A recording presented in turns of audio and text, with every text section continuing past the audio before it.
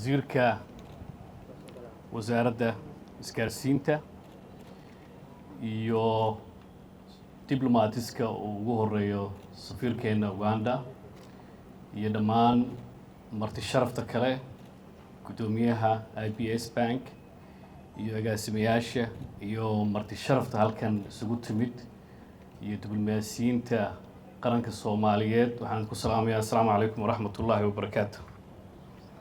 salaan kadib markaan hadda soo degaynaa waxaan idhi war maxaa khudbad loo sameeyay maanta waxay ahayd maalin damaashaad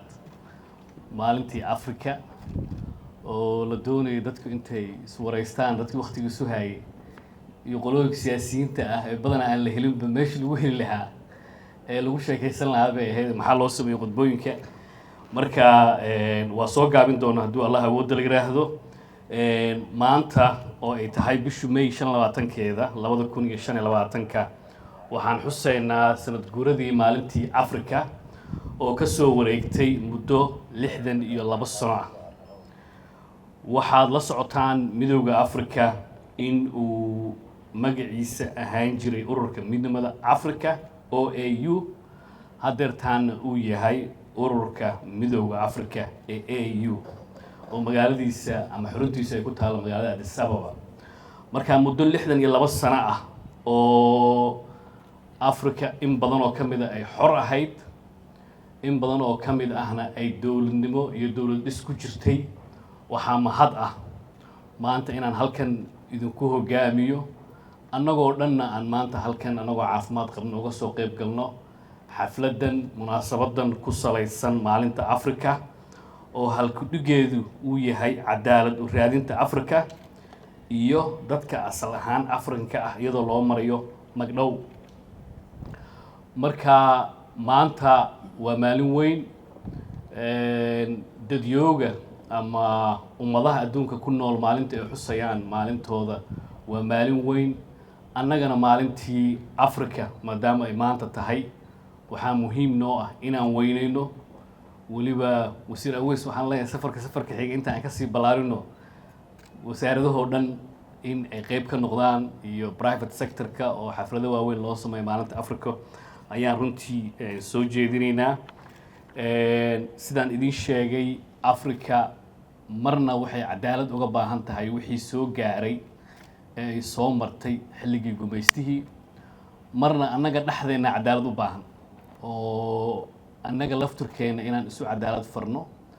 oo dawlad ahaan hadday noqoto iyo dad ahaan hadday noqoto iyo maamul ahaan hadday noqoto iyo degmo ahaan hadday noqotoba inaan cadaalad ka shaqeyno cadaaladdu waxay ka bilaabataa gurigaaga inaan caruurtaada iyo xaaskaaga u cadaalad fashid waxay timaadaa shaqadaada waxay timaadaa deegaanka aad ka tirsan tahay waxay sii socotaa oo waxay tagtaa ilaa iyo qaranka ama talaysid marka Afrika waxay la daaladhacaysaa cadaalad inay hesho ama ha ka hesho kuwii hore u gumaysan jiray ama iyada dhexdeeda ha iska heshee cadaalad in la helo waa inaan ka wada shaqeynaa qof walbana waxay ka bilaabaysaa gurigiisa dhexdiisa inuu cadaaladdaas ka bilaabo goobtiisa shaqada ka bilaabo fursadda agtaalo oo ka bilaabo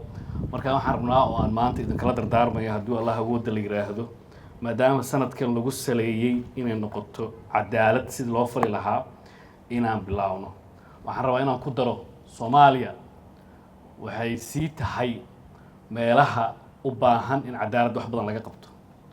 oo runtii loo istaago sidii cadaalad loogu heli lahaa ilmaha yar cadaalad fulistu waxaa kamid qofka inuu biyo nadiif helo inuu iskuul helo oo aan lagu takrifalin maxaan ku yiraahdaa miisaaniyaadka ama tahsiilaadka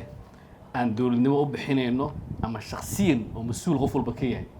oo dadka halkan jooga hadda agaasimo waaxid ha noqdo ama BS ha noqdo ama wasiir ha noqdo annagaba ay naga bilaamayso oo nafteeda ay ka bilaamayso